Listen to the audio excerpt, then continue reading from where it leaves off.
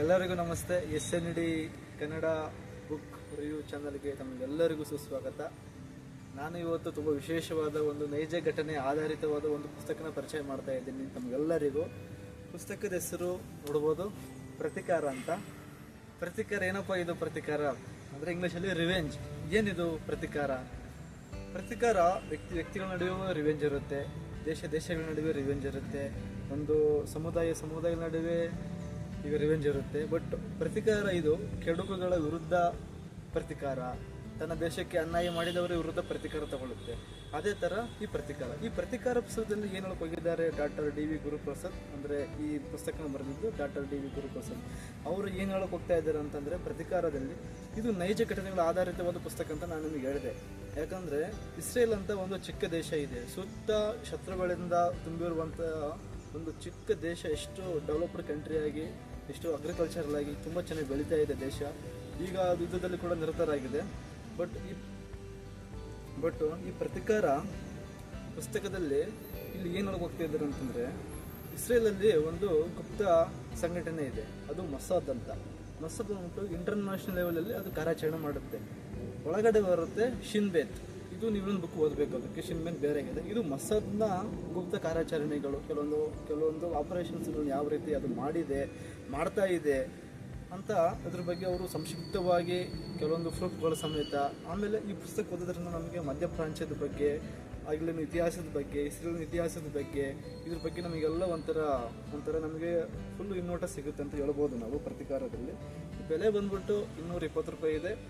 ಪುಸ್ತಕಗಳ ಪುಟ ಸಂಖ್ಯೆ ಬಂದು 224 ಪುಟ ಸಂಖ್ಯೆ.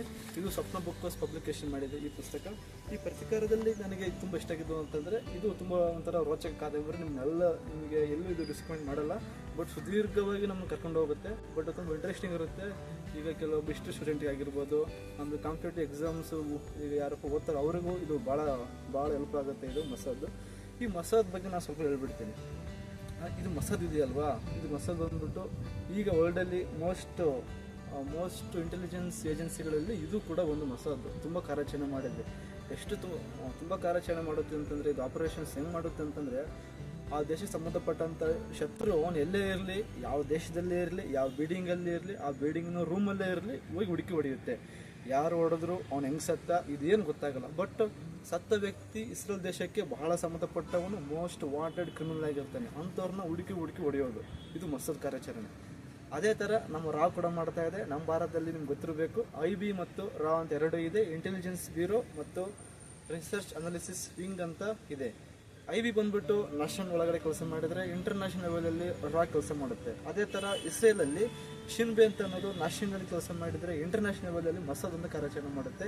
ಈ ಮೊಸಾದ್ ಬಗ್ಗೆ ನೀವು ತಿಳ್ಕೊಳ್ಬೇಕು, ಈ ಗೂಢಚಾರ ಕಾರ್ಯಾಚರಣೆ ಬಗ್ಗೆ ತಿಳ್ಕೊಳ್ಬೇಕು. ಆಮೇಲೆ ಒಬ್ಬ ಗೂಢಚಾರಿ ಯಾಕಾಗ್ತಾನೆ, ಆ ಗೂಢಚಾರಿ ಇರಬೇಕು ಕೆಲವೊಂದು ಲಕ್ಷಣಗಳು ಏನು, ಈ ಗೂಢಚಾರಿಗಳು ಹೆಂಗಿರ್ತಾರೆ ಅವ್ನಿಗೆ ಹಿಂಗೆ ಗೊತ್ತೇ ಆಗಲ್ಲ. ಬಟ್ ಈ ಪುಸ್ತಕ ಓದಿದ್ರೆ ನಿಮ್ಗೆ ಗೊತ್ತಾಗುತ್ತೆ ಈ ಮೊಸಾದ್ ಏನು, ಈ ಮೊಸಾದ್ ಎಷ್ಟು ಪವರ್ಫುಲ್ಲು, ಇವ್ರದ್ದು ಇಚ್ಛಾಶಕ್ತಿ, ದೇಶ ಪ್ರೇಮ ಹೆಂಗಿರುತ್ತೆ ಅಂತ ಈ ಪುಸ್ತಕದಲ್ಲಿ ನೀವು ನೀವು ತಿಳ್ಕೊಳ್ಬೇಕಂತಂದರೆ ಇದನ್ನು ನೀವು ಓದಲೇಬೇಕು.